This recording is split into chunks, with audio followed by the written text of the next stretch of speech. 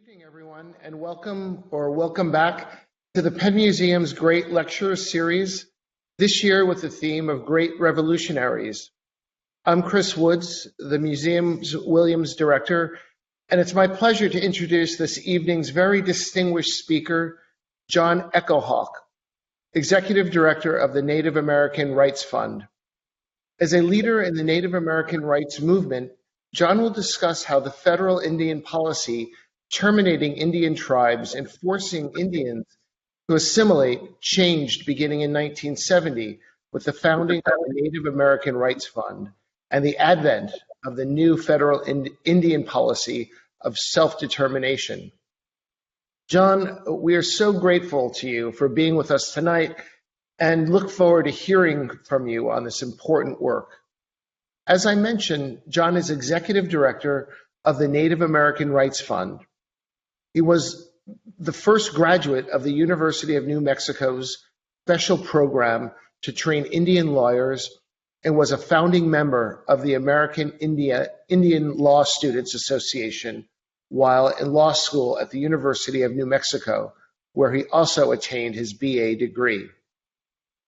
John has been with the Native American Rights Fund since its inception in 1970, having served continuously as executive director since 1977. He has been recognized as one of the 100 most influential lawyers in America by the National Law Journal and has received numerous service awards and other recognition for his leadership in the Indian law field. John serves on the boards of the American Indian Resources Institute, the Association on American Indian Affairs, the Indigenous Language Institute, Natural Resources Defense Council, and the National Center for American Indian Enterprise Development. John, thank you so very much for joining us tonight. We're delighted to have you. Thank you, Chris. I'm pleased to be able to make a presentation here this afternoon about Native Americans because there are just too many people in this country who don't really know much about us, and that's one of the most difficult problems that we have.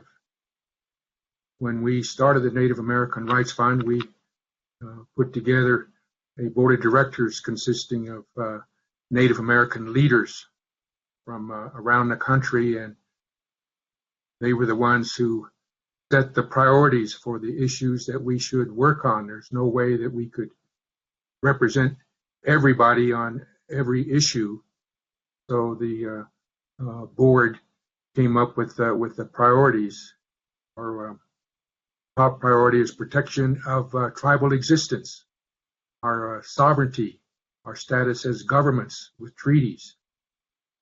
Second of all, we're working to protect our homelands, because we need to have those homelands preserved so our tribes can exist on those homelands. Thirdly, we want our human rights recognized as Native Americans. We have our own religions and culture, and those things need to be protected. Fourth, the accountability of governments. To this legal system we have, the United States government owns our lands in trust for us. We are the beneficiaries and they're the trustee. A trustee, they have a fiduciary duty to help protect us. So we're always enforcing that trust responsibility on the federal government. Finally, fifth is the development of Indian law and educating the public, which is, of course, what I'm doing right now. Take advantage of every opportunity to talk about these issues, because again, most people really don't know much about federal Indian law and policy.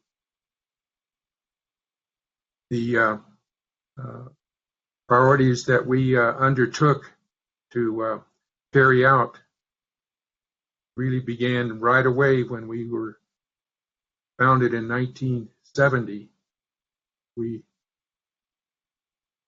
had a huge dispute going on up in the Northwest in Western Washington. The tribes up there were very adamant that they still had fishing rights under their treaties.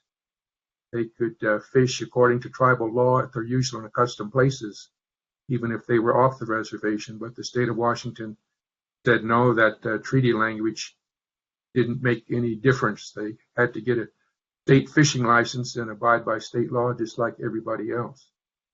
The 1855 treaty provision we were working on said that the tribes agreed to share the salmon resource and fish at their usual and accustomed places. And the way they interpreted that was that they shared 50-50 with the state of Washington. And when we went to court and litigated this issue, that's ultimately what the judge decided. Tribes up in that area under the treaty were entitled to have the fish, could take those fish at their usual and accustomed places, even if they were off the reservation. And so they're basically co-managers. The tribes are co-managers of that huge fishery in the Northwest together with the state of Washington. That case eventually went all the way to the Supreme Court, and the treaty provision got upheld. So that was really our first big case. We also got involved in addressing this termination policy Chris was talking about, beginning in the 50s into the 60s. The policy of the federal government was to ignore the treaties and to force assimilation of our people. Part of what they did to make that happen was terminating Indian tribes. No more tribal governments, no more tribes. Basically take the land, send everybody to the cities and sell the land. That happened to about 100 tribes during that 20-year period. And rationale in Washington, D.C. was that this was good for the Indians, but of course it was not. And we undertook representation of the Menominee Nation of Wisconsin, one of these tribes that got terminated. Went to Washington with them, and they demonstrated to Congress how this termination policy had basically decimated the tribe, had not improved things the way the Congress thought it was going to. So the Congress, after hearing that, restored the tribal status of that tribe, and that was a great victory for us. We started representing other tribes who got terminated as well, and eventually got those tribes restored as well. Another big issue that we addressed early on when we started in the 1970s is a nonprofit providing legal representation to our people who were really the poorest of the poor. They didn't have any money for lawyers, so we were about the only lawyers around. We had these tribal leaders come see us from the state of Maine. Didn't really know that there were tribes up there. We just had the Bureau of Indian Affairs map, and they didn't have any tribes listed in Maine.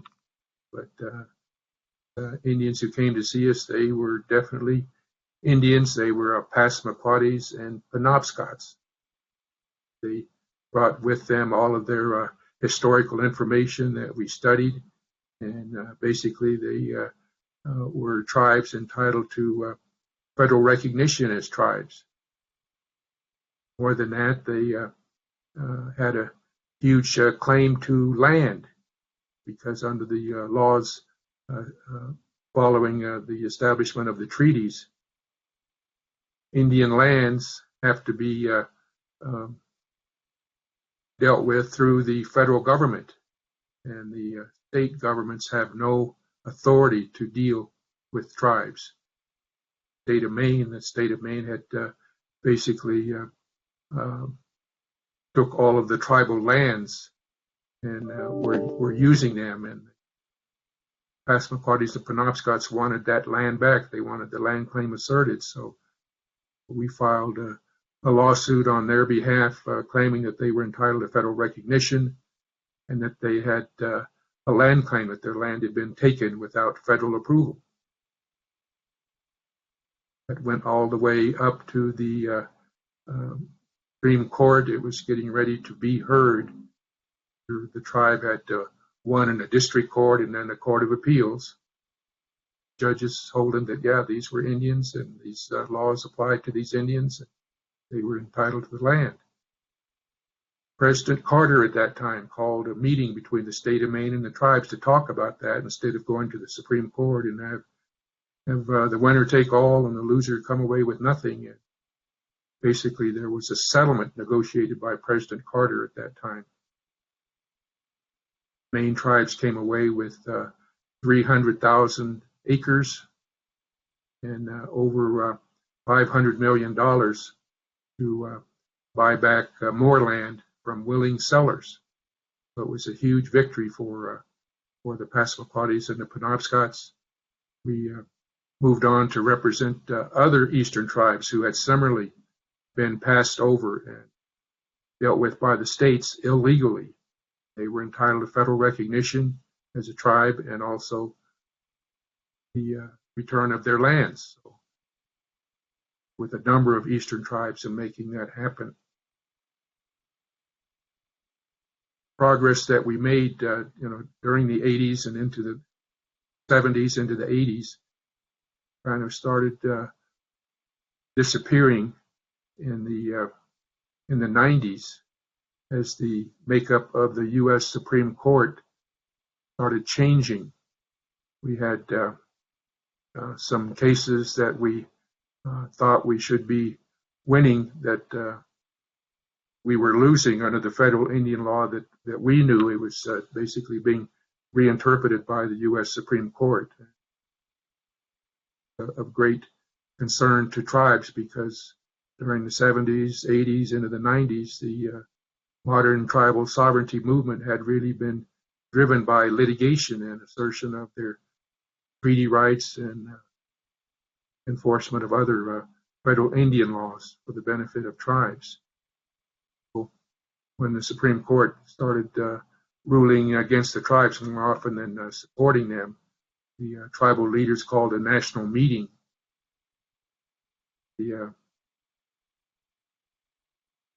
Said that there was a national crisis in Indian country, and it was called the United States Supreme Court. Big meeting in Washington, D.C. on 9/11/2001. Started talking about these issues and what we were going to do, and of course, we got the news that there had been an attack on New York City and other places around the country. That 9/11 was just really awful and really shook us all up, and we tried to get out of town and head home.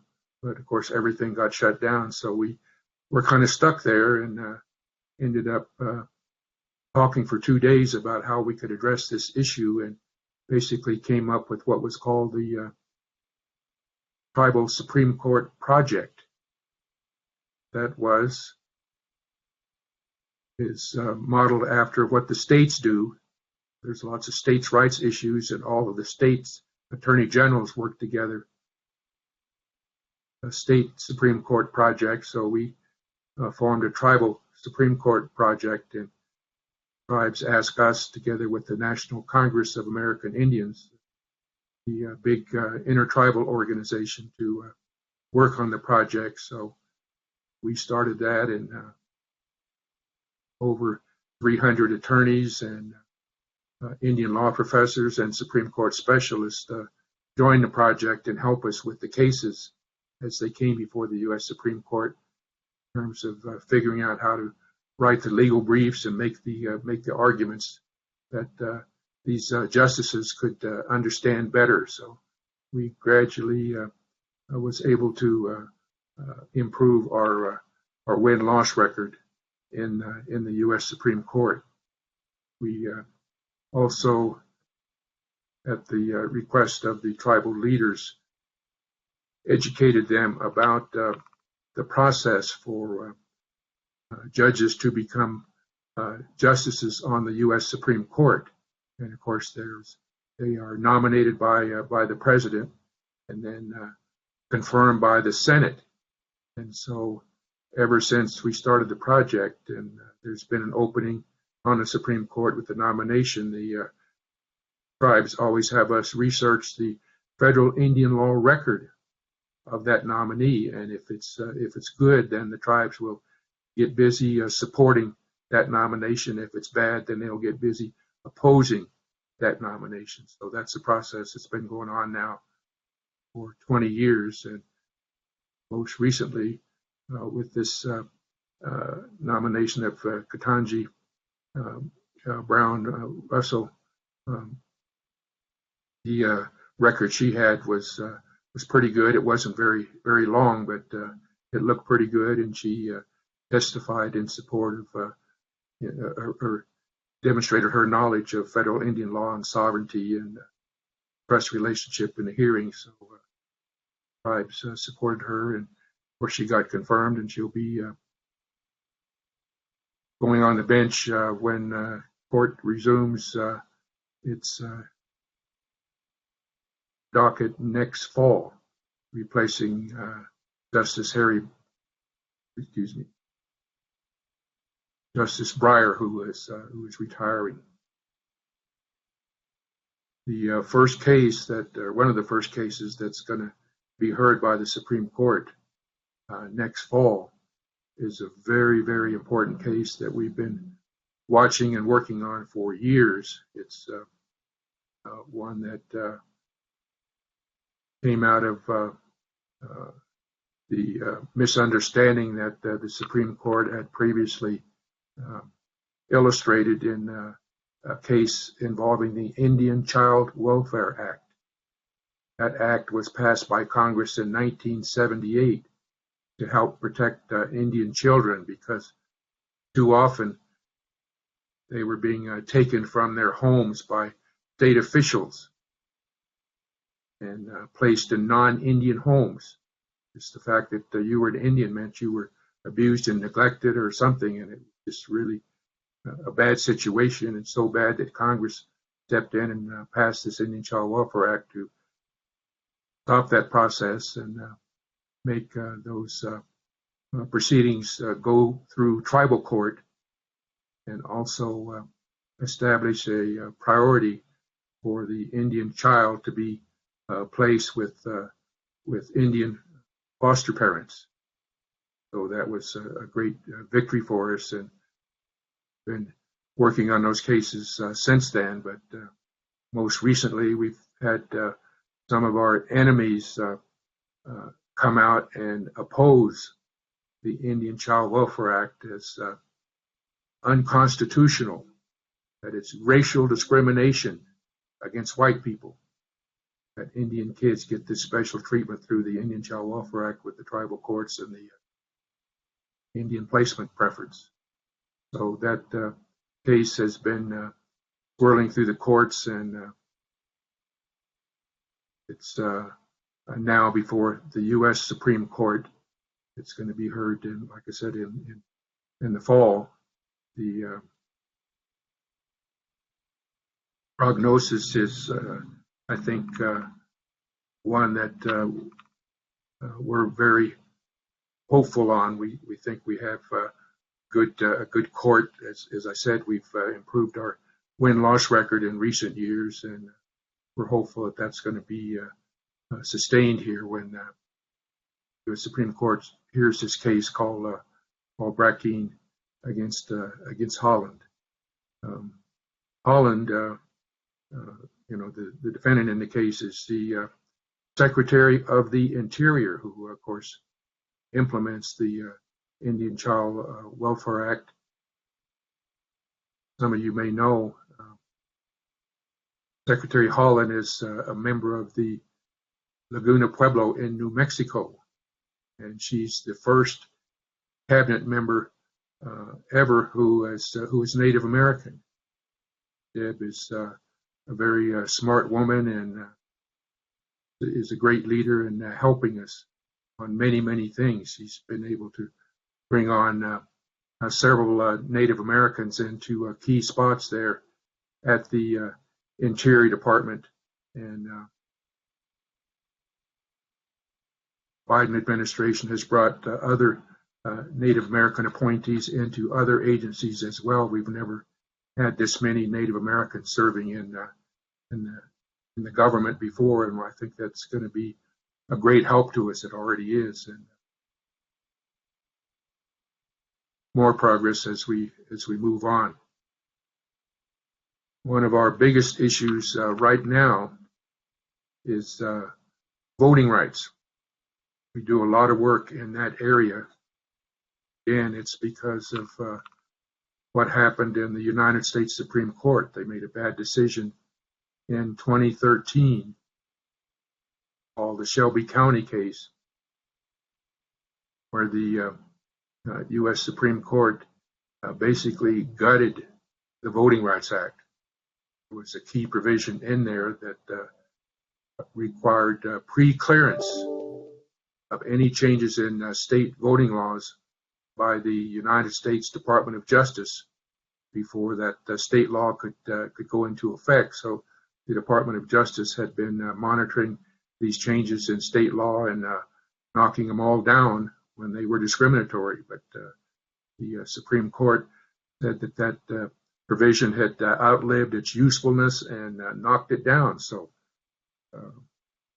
all of a sudden, we had all of these states, lots of these states, start passing discriminatory voting laws again, many of them impacting Native Americans adversely. So Indian country knew who to call, so we started getting all kinds of calls from around the country for 2013 about these discriminatory voting rights laws that some of these states were passing that impacted the ability of Native Americans to vote. And working on those cases ever since. We had a lot of success in knocking down many of these racial discriminatory state laws. The Native American population took notice of all of that, what was going on, and that really kind of led our Native American voters 2020 to show up in greater numbers than ever before and make a difference in a number of these elections across the country, because they were infuriated at people going after their right to vote. So that's something that, of course, the Biden-Harris administration benefited from, because, of course, it was a close race, and Native American vote, like I said, made a difference in many places. As a result of that, these Biden-Harris Native American policies are very positive, very helpful.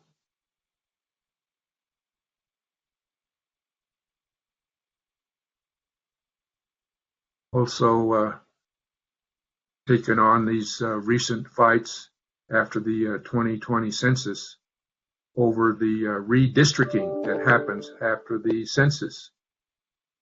Some of these states, get additional seats in Congress and draw new districts. So all that redistricting is going on. It's a political process, and more often than not, same discriminatory intent is in the new districts that they draw, just like it was in the voting rights. So sometimes these districts are drawn where the power of the native vote is really diluted. They kind of spread it out over several districts instead of having districts that have lots of Native Americans in there, where they would be able to elect people who supported Native American rights. So we're right in the middle of all kinds of redistricting litigation right now as we approach the fall 2022 elections. There's never enough time to deal with all these issues, but we do the best we can. We've got a staff of 23 lawyers, 15 of them here in our central office in Boulder, Colorado. Most of these tribes are located west of the Mississippi, and Colorado is kind of a good central location and got a good airport where we can fly out to visit tribes and go to court all over the West. That's why we're here in Colorado, but we've also got an office in Washington, D.C. with 3 lawyers, and an office up in Anchorage, Alaska with 5 lawyers. We have 229 tribes up in Alaska. Altogether, there's 574 tribes, so there's another 300 in the lower 48. Tribes in Alaska are really poor because of what their history did to them. They had really not had their land claims dealt with until 1971, kind of at the end of that termination period, but a lot of that mentality was still around, and the Congress did decide to deal with their land claims, and they came away with 40 million acres of land in Alaska, but the Congress, instead of allocating that to the tribes themselves, made the tribes form corporations under state law. So the land is held by these native corporations, and the tribes don't have as much control over those lands as the tribes do here in the lower 48. So we've got plenty of work to do up in Alaska. The 229 tribes rely quite a bit on their traditional lifestyle, hunting and fishing for subsistence, and we've helped them maintain that right to hunt and fish for subsistence, and that's a major area of our work up there in Alaska. We've got all kinds of issues here in the West dealing with water rights. A lot of water rights work, very important out here in the West, where unless you have rights to water, you're not going to be able to exist. And tribes have substantial rights to water, but they need to be enforced. So that's what we've been doing. The United States Supreme Court in 1908 first addressed the water rights of tribes. It was in a case out of Montana where Fort Belknap Indian community, which had traditionally relied on water from the river, to irrigate their crops, started to see the water dry up because of the farmers upstream taking all the water. And so the question was, who had the prior rights to the water? And the U.S. Supreme Court held that the tribes had the prior rights because they were there first. The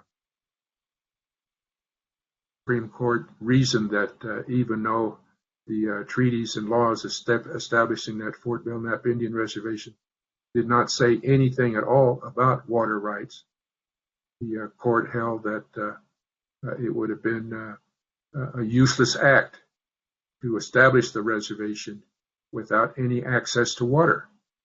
So they had an implied right to that water.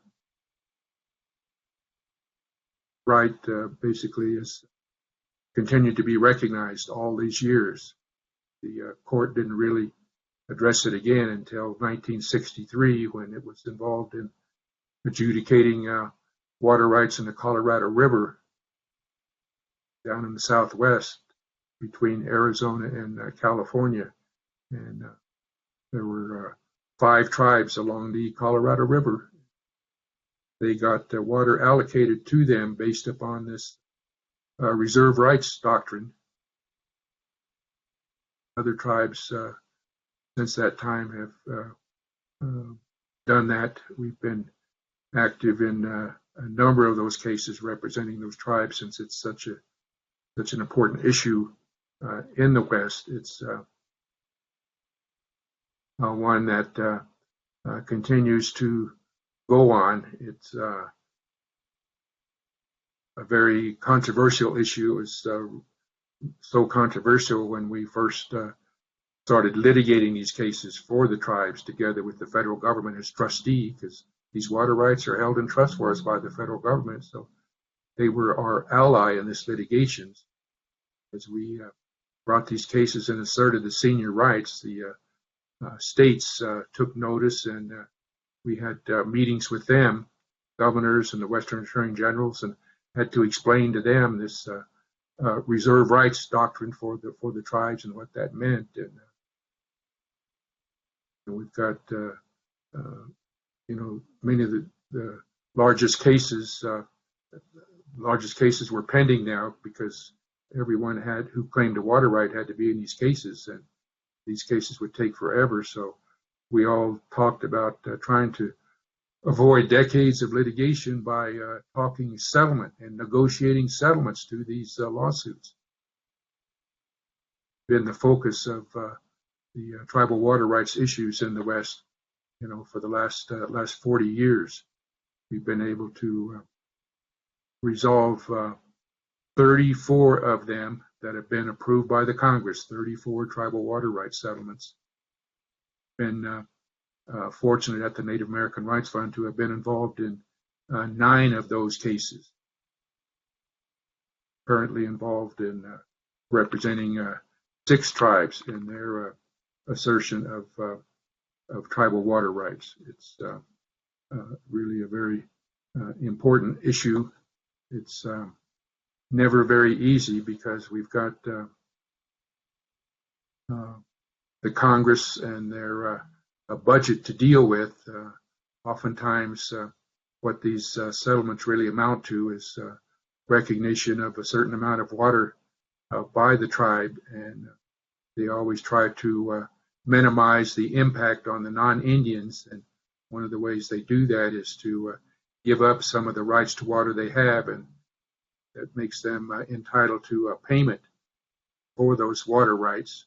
And Congress has to appropriate that money, and that's where the trouble comes in. We also have to ask for appropriations to build the infrastructure to use that water reservations, and of course that costs money as well. And Congress doesn't deal with these appropriation issues very well, and oftentimes then the tribe has to get their water rights settlement approved, authorized, and then they have to go back year after year for appropriations, get a little bit of money at a time to implement that settlement. It's just a very frustrating process.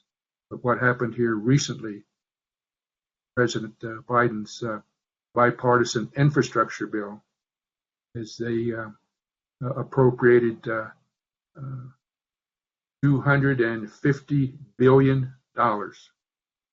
to pay for these tribal water rights settlements that had built up and had never been funded adequately. Tremendous victory recognition by the Biden administration and by the Congress that these tribal water rights settlements needed to be funded. We're also busy working with a lot of the tribes and other water experts across the West on the lack of clean water access on reservations throughout the West. This is an issue that became very prominent when COVID hit. Had too many reservations that didn't have running water, didn't have clean water, just no access to water that's, of course, required to help avoid getting COVID and keeping everything clean. But we've been able to get millions of dollars in appropriations for clean water access now for tribes. Core group that we have on universal access to clean water has done a great job documenting all of these needs of tribes for clean water, and shared that with the Congress, and the Congress has been responsive. So just really pleased with that effort. We've got a number of cases going on as well, dealing with sacred sites. The land, all this land in this country is, of course, former tribal land, and a lot of it's still used by tribes.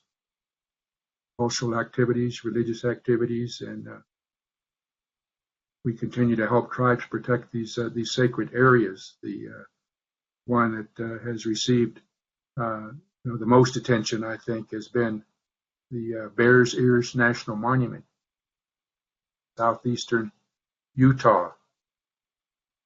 All federal lands, but of course it's former home to about 5 different tribes who still utilize that land. They've got burial sites there, old village sites,